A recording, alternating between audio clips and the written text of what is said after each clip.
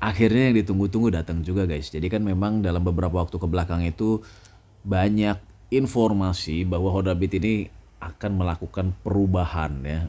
Mulai dari mesinnya yang jadi 150 cc, kemudian ada tambahan fitur-fitur lain dan sebagainya. Nah ini kebetulan gua buka situsnya AHM untuk cross check ya, dan ternyata bener aja guys, Honda Beat sudah melakukan perubahan. Yang jelas terlihat itu pasti dari tampilan depannya ya. Headlampnya di sini dia udah mulai agak berubah, bukan mulai agak berubah, emang udah berubah guys. Tapi sebenarnya dia masih membawa desain atau DNA yang hampir mirip ya dengan Beat yang sebelumnya ya. Apalagi kalau misalnya kita lihat di sini nih. Nah, dia masih mirip ya, lakukan headlampnya seperti Beat yang sebelumnya. Kalau dari samping. Tapi kalau misalnya kita lihat dari depan memang ada perubahan. Bahkan kalau menurut gue pribadi, lampu headlampnya ini kalau kita lihat dari depan itu agak lebih mirip Vario 160, cuman ini kayak dibikin single headlamp gitu guys. Jadi itu menurut gue ya. Dan menurut gue sih oke ya, keren, cuman memang gue nggak, masih kayak agak kagok gitu dengan desain lampu yang agak ada shape-nya gitu ya. Nih seperti ininya nih menurut gue nih. Nah, shape di sininya nih. Jadi kayak kagok gitu kalau gua ngelihatnya. Mungkin karena belum terbiasa, tapi oke lah gitu ya. Desainnya masih masuk dengan kriteria orang-orang Indonesia, karena kan orang Indonesia itu suka desain yang eh, tajem-tajem gitu ya. Terus merounded juga, tapi dia nggak terlalu yang rounded banget. Karena itu tipe-tipe desain orang Indonesia. Nah, kita cek sekarang guys. Jadi ini banyak banget ya fitur-fitur baru dari Honda Beat ini, dan salah satu fitur yang memang harusnya ada untuk Honda Beat ini, karena seperti yang kita tahu Honda Beat ini kan motor idaman ya para pencuri. Jadi memang harus ada banget fitur ini. Sebelum kita lihat fitur-fiturnya di sini, di situs websitenya yang ya mahal lagi. Honda itu mengklaim bahwa mesin Honda Beat ini sanggup menempuh jarak 60,6 km per liter ya. Jadi ini irit banget sih ya untuk motor harian, dan untuk ojol ini pasti wah idaman lah ya. Nah ini ada fitur-fiturnya ya. Ini fitur yang paling paling banget harus punya memang untuk Honda Beat itu adalah fitur eh, keyless gini guys, smart key ya. Nah, terus juga ada anti theft alarm. Jadi ada alarm kalau motornya itu digerak-gerakin gitu guys, nanti akan bunyi alarmnya. Kemudian ada power outlet juga, dan fitur-fitur yang lainnya. Oke, sekarang kita akan cek dulu di warnanya. Di mana di Honda Beat ini, oh ya sebelumnya ini Honda Beat yang biasa ya guys ya, ini bukan yang street. Nah, di Honda Beat yang ini terdapat 8 warna guys. Nah, yang pertama itu ada Deluxe Matte Blue. Ini versi yang paling tinggi ya, di mana dia sudah dilengkapi dengan fitur Smart Key. Kemudian yang kedua ada Deluxe Matte Green, sama ini juga varian yang paling tertinggi dengan dilengkapi dengan Smart Key. Yang ketiga juga sama ya, dengan warna Deluxe Matte Black. Dia juga udah dilengkapi dengan Smart Key. Nah kemudian ini yang versi bawahnya, dia kuncinya masih anak kunci ya, anak kunci biasa. Kemudian ini yang matte silver juga sama, dan yang red black ini tipe CBS sama juga, dia masih dilengkapi dengan kunci biasa ya, rock black dan white black. Jadi ada 8 warna untuk Honda Beat terbaru.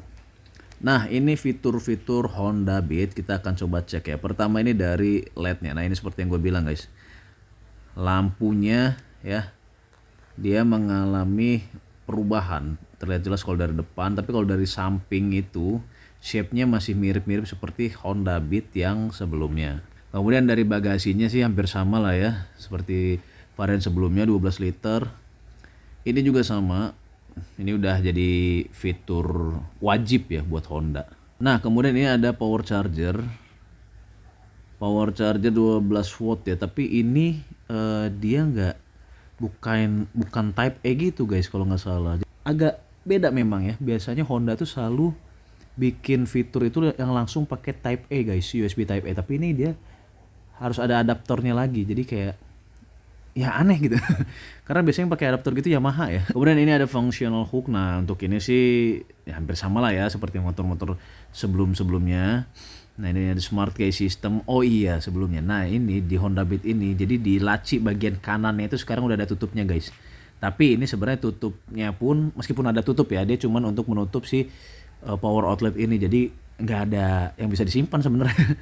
Paling bisa nyimpen uang kertas ya, recehan-recehan gitu. Ini ada smart key system. Next, untuk speedometernya hampir mirip ya seperti versi sebelumnya, cuman ada sedikit perubahan aja.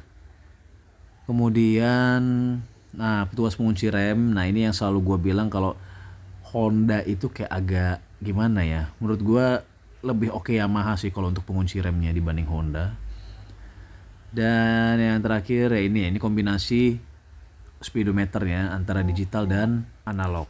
Sekarang kita akan melihat spesifikasi motor Honda Beat ini. Mesinnya dia masih SOHC ya. Nah untuk cc-nya ternyata di Honda Beat terbaru ini tidak seperti isu-isu yang beredar yaitu sampai 150 cc. Ternyata AHM masih menggunakan 110 cc untuk mesinnya. Ya, jadi ini sebenarnya masih sama seperti Honda Beat yang sebelumnya. Dan untuk starternya, untuk versi terendah atau versi CBS itu dia masih dilengkapi dengan 2 starter guys, ada yang elektrik dan kickstarter. Tapi kalau yang udah ke atas yaitu tipe Deluxe sama Deluxe Smart Key, dia hanya mengandalkan tipe elektrik aja. Kemudian kita akan coba lihat nih, ini yang paling selalu menjadi momok menakutkan ya buat orang-orang untuk memilih Honda. Tapi sebenarnya menurut gue sih nggak akan jadi masalah sebenarnya.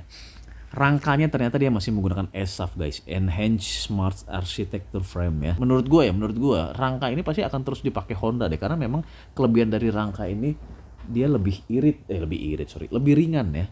Dan mungkin buat teman-teman juga nggak perlu khawatir gitu kalau memilih Honda takut rangkanya gini-gini segala macam. AHM juga udah memberikan garansi ya untuk rangkanya. Jadi menurut gue sih fine-fine aja lah, dan ESAF juga bagus kok, karena gue juga udah ngerasain ya rangka Honda Beat gue yang tahun 2020, tapi gue baru ambilnya 2023 kemarin. Emang ringan banget cuy rangka ESAF itu. Kemudian untuk ukuran depan bannya itu di 80-90 dan dia masih pakai ring 14 guys. Ya, untuk ukuran ban belakang dia di 90/90 sama ringnya 14. Nah, kemudian untuk bobotnya, untuk tipe CBS itu di 88 kg, sedangkan untuk tipe Deluxe dan Deluxe Smart Key 87 kg. Ini kan selisihnya 1 kilo ya. Ini mungkin karena tipe CBS ini masih ada kickstarter guys, jadi dia sedikit lebih berat ya. Sedangkan kalau untuk tipe Deluxe dan Deluxe Smart Key itu dia lebih ringan 1 kilo. Nah, kemudian untuk kapasitas tangki bahan bakar di 4,2 liter. Gue tuh bingung ya kenapa ya motor-motor Matic kecil gitu selalu kapasitas tangkinya 4,2 gitu. Kenapa nggak 5 gitu loh, 5 sekalian. Kayak kagok gitu 4,2 liter. Nah itu sekilas ya untuk Honda Beat yang biasa.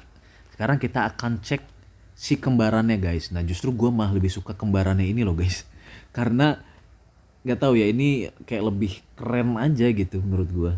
Ini dia Beat Street ya. Ini nggak tahu, gue suka banget nih cuy sama warna yang ini ya. Sebenarnya ada plus minus lah ya antara Beat Street dengan Honda Beat biasa. Jadi nggak memang disamain banget plek gitu loh fiturnya. Kadang ada yang dilebihin di Honda Beat biasa, ada yang dikurangin di Honda Beat biasa gitu. Jadi kayak permainan lah ya, permainan Yamaha. Nah kalau untuk Beat Street ini dia cuman terdapat 2 warna guys. Ada yang street brown dan street black. Gua pribadi suka dengan warna yang street brown ini loh guys. Nah untuk velgnya itu dia warnanya juga gold ya, jadi udah beda lah gitu loh. Kini kelihatan lebih mewah, lebih maco gitu guys. Nah untuk dan untuk handlebarnya pun dia kan lebih maco ya. Nah sekarang kita akan coba cek. Ini hampir sama ya fitur-fiturnya, bagasinya masih 12 liter. Ini juga headlampnya sama, mirip. Nah cuman di sininya guys, untuk di Honda Beat Street dia itu nggak ada yang versi keyless, padahal apa salahnya sih gitu dipasang untuk versi keyless ya di Beat Street ini, karena itu fitur yang menurut gue tuh penting banget loh untuk motor-motor terutama Honda Beat ya. Ini untuk barnya, kemudian ini anti theft alarm ya. Ini kayak yang gue bilang tadi, jadi dia dilengkapi dengan alarm guys, meskipun dia nggak ada fitur smart key, tapi motor kalau digerakin itu akan bunyi. Cuman ya menurut gue sih kayak kurang berfungsi loh fitur gitu tuh. Ibarat kata gini nih, lu parkir ya entah di minimarket atau di mana. Biasanya kan selalu ada tukang parkir ya. Nah kalau misalnya parkiran penuh atau misalkan motor lu ini posisinya ada di belakang, di depan motor lu ini ada motor orang yang mau keluar, kan pasti motor lu akan digeser-geser nggak sih? Jadi nggak kayak mobil gitu. Jadi kayak kurang berfungsi lah kalau menurut gue untuk fitur ini tuh. Kemudian untuk speedometernya dia udah digital ya, full digital kalau untuk yang versi street ini, dan sama tuas pengunci rem ya. Fitur-fiturnya sebenarnya hampir mirip. Cuman yang gua suka dari Honda Beat Street yang terbaru ini, pertama jelas warnanya, yang kedua gua tuh suka banget dengan velg 12 inci ya. Jadi di Honda yang terbaru ini velgnya 12 inci guys. Ukuran bannya pun jadinya lebih besar kan. Ukuran ban depan tuh di 100/90 dan ban belakangnya di 110/90. Ini tipe-tipe ban yang mirip ini ya, mirip bannya Frigo gua. Gua tuh ngerasa kalau ban yang velg 12 dan ban yang lebar besar gini itu kayak lebih ngegrip gitu loh ke aspal guys, ke jalanan. Jadi kayak lebih kokoh aja gitu. Kita kayak agak lebih apa ya, lebih stabil gitu. Nah untuk mesinnya pun masih sama ya. Untuk cc-nya di 109,5 atau 110 ya, 110 cc. Kemudian untuk rangkanya juga ESAF masih sama semua, nggak ada perbedaan. Untuk bobotnya dia di 89 kg ya. Kapasitas bensin pun sama di 4,2 liter. Nah untuk bobotnya ini dia selisih 1 kilo ya dari tipe yang CBS dan selisih 2 kilo dari tipe yang Deluxe. Jadi ini tipe yang lebih berat ya. Selisihnya sekitar 1-2 kilo, tapi ya nggak ngaruh-ngaruh banget lah ya kalau 1-2 kilo mah. Jadi harga untuk Honda Beat yang biasa itu paling murahnya di 18.430, dan yang paling mahalnya itu di 19.830. Bener ya, hampir 20 juta coy. Ini kalau di Bandung berarti mungkin udah 20 juta harganya ya. Nah, sedangkan untuk Beat Street di 19.300. Ya kalau gua pribadi harus milih antara dua ini, kemungkinan gue akan lebih memilih Beat Street ya guys. Karena gue suka dengan profil ban yang 12 inci, terus ban yang lebar gede gitu, gue suka banget sih. Nah paling segitu dulu aja ya video kita tentang Beat. Jangan lupa di like, di komen, di subscribe. Jangan lupa juga nyalakan notifikasi loncengnya. Sampai ketemu di video gue selanjutnya. See you.